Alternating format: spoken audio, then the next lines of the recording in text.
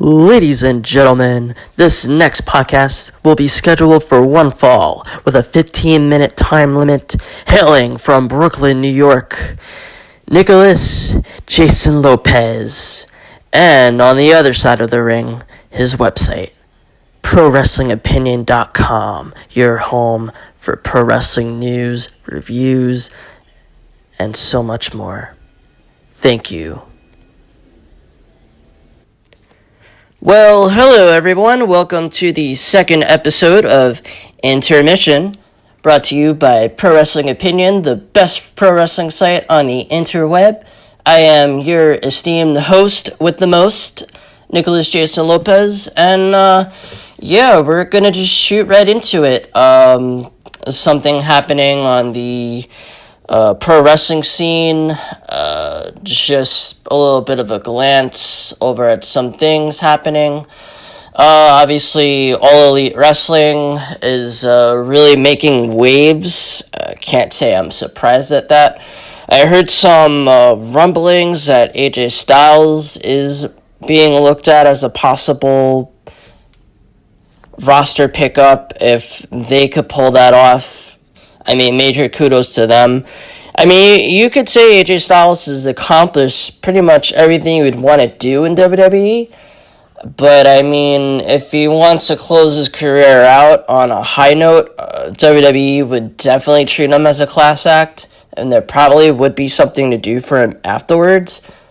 But the money potential of Styles, being the face of AEW is also too good to pass up. So I don't know how that's going to work out, but we know AJ Styles is leaning towards the end of his career, and I don't know if he has it in him personally to keep on going, especially being like the big face of a brand new promotion out to be a competitor to WWE, which is actually looking like the case. Seems like they did a lot of planning last year, and now it's 2019. We're 3 days in, and it's just about as good as you could get. Seemingly, they're dropping more and more news each and every day. Who knows what they're going to drop next or what name is going to be considered? You can't really say, but at the end of the day, they're doing things to really make you think, oh, hey, what's happening? So kudos to AEW for handling things so far. You've got the entire internet wrestling community basically at the palm of your hands, in the palm of your hands, rather. But, it's not sure where it's going to work out. Some other things happening, too. There was also a report, according to @SliceWrestling on Twitter, that WWE made a massive offer to Kenny Omega worth to be in the multi-millions. With Roman Reigns' absence and the birth of All Elite Wrestling, Vince McMahon has made the signing of the cleaner a top priority. And also notes that Kenny's Omega's... Wow, that's a bad tweet. Before you send a tweet out, could you at least look it over? I'm a former newspaper editor, so it pains me when people mess up the English language, but @Slice Wrestling, please do us all a favor. Check before you tweet. But anyways, at the end of this horribly misspelled, misgrammated, and yes, I am making up a word, because I very well can. Sorry, I got a little bit ahead of myself. It makes a note that Omega's contract ends with New Japan on January 31st, which is, 28 days away. Again, the ball's in Omega's court. We know he was once, very against signing with WWE, and he has pretty much become one of the top faces in New Japan Wrestling, and he's helped that quote-unquote globalization, especially getting it popular with the American audience. But I do think Ring of Honor has a hand in that as well. That being said, Omega could, with that kind of offer, who's to say what he could really do? He'll probably get the AJ Styles treatment right off the bat. I don't know if he'll... Well, now it looks like his contract would expire after the Rumble, so that wouldn't be a possibility. Plus, I doubt they would really repeat Omega's debut in the style that Styles did, pun half intended. But it's a very exciting time because he could very well just decide, oh, hey, well, money is money. Let me be the face of WWE. But who really knows? Omega's kind of been the guy who has made his name outside of WWE. And again, this proves that, you don't need the biggest company in wrestling to make a name for yourself in wrestling. There's a really good book that I reviewed. It was called Professional Wrestling's Golden Age, all about independent wrestling and how some certain companies like Ring of Honor and TNA formed from the ashes from, companies like ECW and WCW, and they really had their way of coming up and just things here and there that they learned about the business along the way, while WWE just ran away with things. But also, they got creatively stifled with no competition. There's not really much you could do. And when things like Katie Vick show across your television, well, you just got to do something about that. That being said, it's the thing about the book and the thing here about Intermission, it is going to be just straight up 15 minutes, unfiltered, unedited. Anything could happen. My phone could ring, and I will answer, though you probably won't hear it. But it's the mystery that you buy into. The mystery, people. The mystery! Oh, God, I'm getting carried away again. Just feel free to just shout something random if that happens. Oh, well, I don't think I could hear you if you're shouting something random right now, which is the magic of recording. Yeah.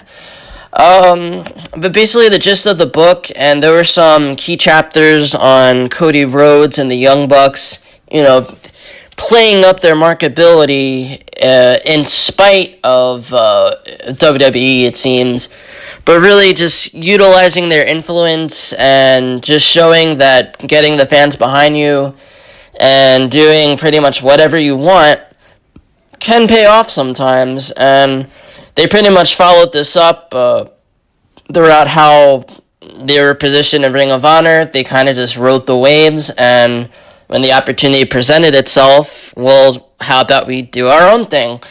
And, it's kind of gone from NWO sold out, rehash 2.0 to, all right, well, these guys can actually be a legit contender. Who knows where that's going to go? But that's the thing. 2018 wrestling is totally different than it was back in 1997. It's not how it was back then. But, again, they're in a really good position to do things. So, it's gonna be an interesting year, especially if AEW's first show is right out of the gates, slamming phenomenal. Right now it's January 3rd, and as we all know, anybody within the wrestling verse would know, the day to follow would be Wrestle Kingdom. All eyes are going to be on this show. It's always said that the Tokyo Dome is the most sacred place in the wrestling world, and I can't disagree with that. A lot of things have gone down. If anything is anything, you know that if you put on a really good match at Wrestle Kingdom, WWE gets your attention. So this is an interesting time, because if you actually look at one of the posters for Wrestle Kingdom 13, Kenny Omega's positioned right in the forefront on the left-hand side. Now just imagine if he goes to WWE right after this. He'd be following AJ Styles' trajectory pretty much, because he main evented Wrestle Kingdom, had that really awesome match with Shinsuke Nakamura that got everybody's attention, and then he jumped right to WWE. So Omega's in a position where he can really play all fields.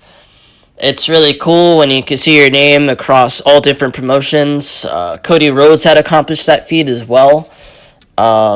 He was on WrestleMania, SummerSlam, Final Battle.